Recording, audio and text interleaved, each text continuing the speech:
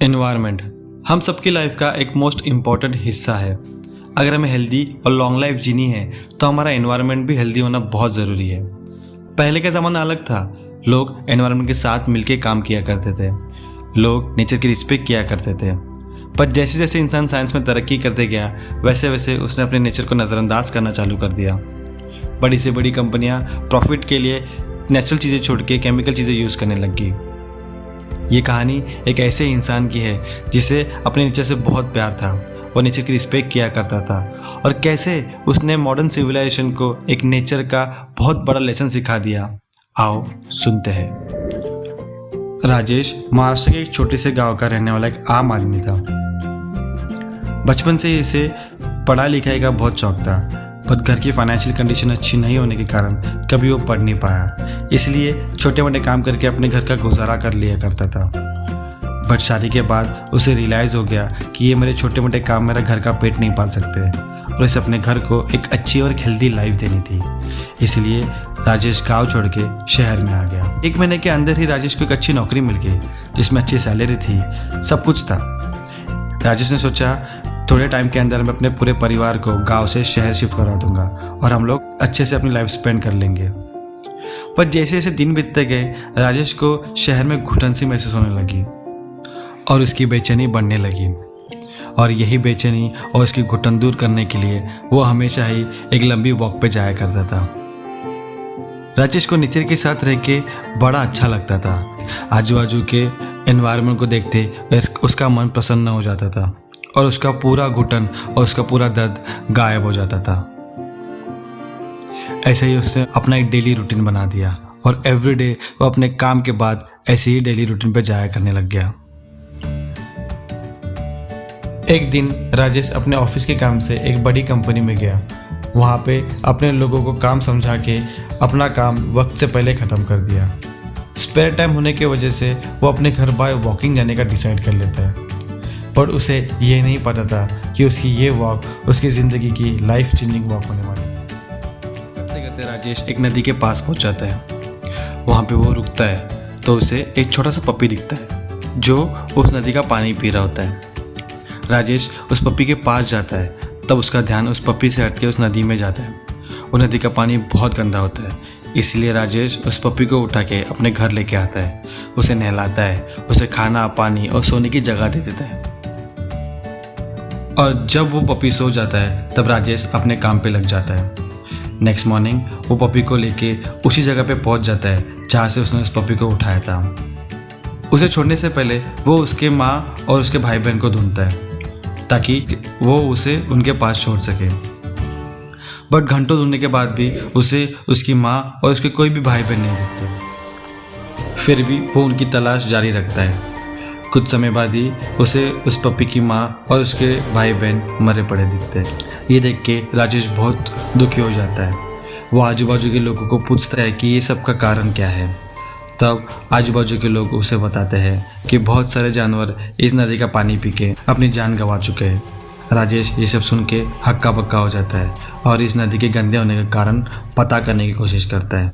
और इसी प्रोसेस में उसे पता चलता है ये पानी उसी कंपनी की वजह से ख़राब हो रहा है जिस कंपनी में वो कुछ दिन पहले ऑफिस के काम से गया था।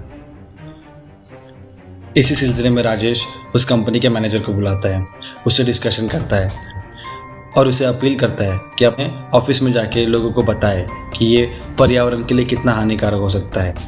इससे न जाने कितने मासूम जानवर अपने जान से हाथ धो रहे हैं। ये सब चीज़ें ना करें, इसका कुछ अलग सलूशन निकालें। बट ये बातें सुन के मैनेजर बहुत गुस्से में आ जाता है और उसे बोलता है ये सब में टाइम वेस्ट मत किया कर, इससे ना तेरा भला होने वाला है ना मेरा भला होने वाला है।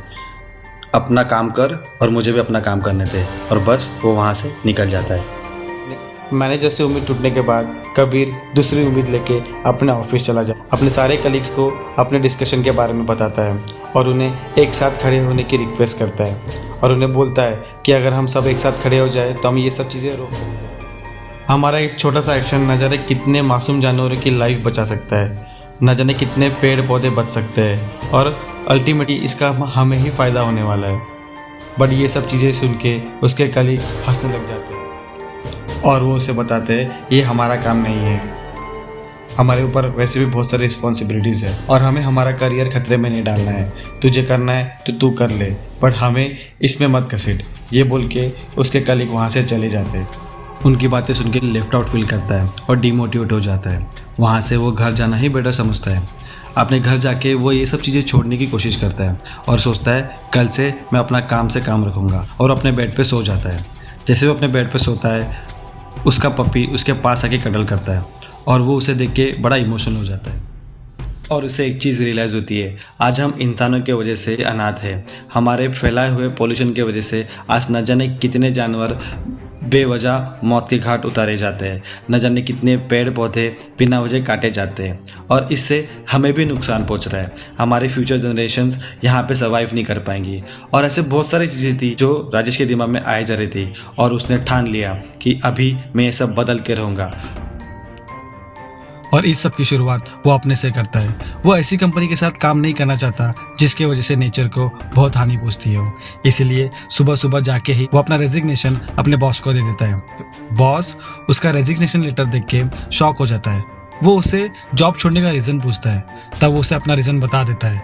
उसका बॉस हंसने लगता है और उसे बताता है कि तू अकेला क्या कर सकता है, क्योंकि ये सब चीज़ें सबको पता है करनी चाहिए, बट करता कोई नहीं है। और जब तुझे पता है तो ये सब अपना जॉब छोड़ के अपने करियर की वाट लगा रहा है, ये सब चीज़ें छोड़ दे और अभी भी काम पे लौटा। बट राजेश अपना मन बना लिया होता है और वो अपने बॉस को बोलता है कि मैं सक्सेसफुल हो कि ना हो, बट मेरे एक कोशिश से अगर कुछ थोड़ा भी बदलाव आता हो वही मेरे लिए जीत है। और राजेश अपने अनएंडिंग लड़ाई के लिए तैयार हो जाता है और वो अपनी लड़ाई की शुरुआत उसी कंपनी से करता है जिस कंपनी की वजह से वो नदी बहुत पोल्यूटेड हो गई थी और उसी के चक्कर में उसकी आंखें खुली थी। वो वहाँ पे जाके खड़ा होता है, अपने मैनेजमेंट से बात करवाने की डिमांड करता है, बट वो मैनेजर उसकी बात को खारिज कर देता है और बोलता है कि ये सब चीज़ें बंद कर और घर चले जा, यहाँ पे तुझे कोई नहीं मिलने वाला। राजेश उसे जवाब देता है, जब तक तेरे मैनेजमेंट से कोई मुझे बात नहीं करेगा और ये चीज़ का सोल्यूशन नहीं निकालेगा तब तक मैं यहाँ से नहीं जाने वाला। मैनेजर उसकी सलाह देके वहाँ से चला जाता है, ये सोच के कि राजेश 1 या 2 दिन के अंदर ये सब बंद करके चला जाएगा और अपने काम धंधे पे लग जाएगा। बट 1 हफ्ता गुजर जाता है, राजेश वहीं का वहीं रहता है। वो अपने घर तक नहीं गया होता है, वो दिन और रात उधर ही बैठ के प्रोटेस्ट में अपना जी जान लगा रहा होता है। यही चीज़ के बारे में एक लोकल न्यूज़ चैनल को खबर पहुँचती है। वो वहाँ पे पहुँच जाती है और राजेश का इंटरव्यू लेना चालू करती है। राजेश अपनी पूरी कहानी उन्हें बता देता है और बताता है कैसे इन बड़ी कंपनियों की वजह से इतने सारे लेक पोल्यूटेड हो रहे हैं, इतने सारे एनवायरनमेंट को तकलीफ हो रही है। उन्हें उनकी स्टोरी इतनी अच्छी लगती है कि वो वही स्टोरी अपने लोकल न्यूज़ चैनल में फैला देते हैं। एक आम आदमी इतनी बड़ी कंपनी के साथ लड़ता देख लोग इंस्पायर हो गए और राजेश ने अपनी स्टोरी से सबका दिल जीत लिया था। देखते ही देखते वो न्यूज़ आग की तरह लोगों के पास फैल गई। राजेश के प्रोटेस्ट में सपोर्ट करने लग गए, धीरे धीरे लोग बढ़ने लग गए और ये खबर एक शहर से दूसरे शहर, दूसरे शहर से तीसरे, ऐसा करते करते राजेश की एनवायरनमेंट को बचाने की खबर पूरे इंडिया में फैल गई। लोग इंस्पायर्ड होते जा रहे थे और लोग राजेश का उसके प्रोटेस्ट में साथ देने के लिए अपने अपने सड़कों पे आ गए। ऐसे कंपनी के खिलाफ आवाज़ उठाने लगे जिनके वजह से नेचर को हानि पहुँचती है। और ये प्रोटेस्ट सिर्फ इंडिया में ही नहीं तो पूरी दुनिया में सराहा गया। हर जगह पे, हर कंट्री में लोग राजेश का सपोर्ट करने लगे, राजेश का गुणगान गाने लगे और उसी के नक्शे कदम पे चल के अपने कंट्रीज में जितने भी कंपनियां हैं जिनके वजह से नेचर को हानि पहुंचती हो, जिसके वजह से एनवायरनमेंट खराब होता हो, वो कंपनियों को बैन करने का अपने गवर्नमेंट से डिमांड किया। राजेश की मेहनत रंग लाई। दुनिया के हर कंट्री ने एक कॉमन लॉ पास किया जिसमें कोई भी कंपनी नेचर को हानि पहुंचाती है या फिर किसी भी कंपनी की वजह से नेचर को तकलीफ होती है तो वो कंपनी का लाइसेंस रद्द कर दिया जाएगा या फिर वो कंपनी को बहुत बड़ा जुर्माना भरना पड़ेगा। राजेश अपनी जीत के वजह से दुनिया के वर्ल्ड नोन फेमस पीपल में से एक बन गए। उनका कंपैरिजन गांधी जी और नेल्सन मंडेला जैसे बड़े आदमियों से करने लग गए।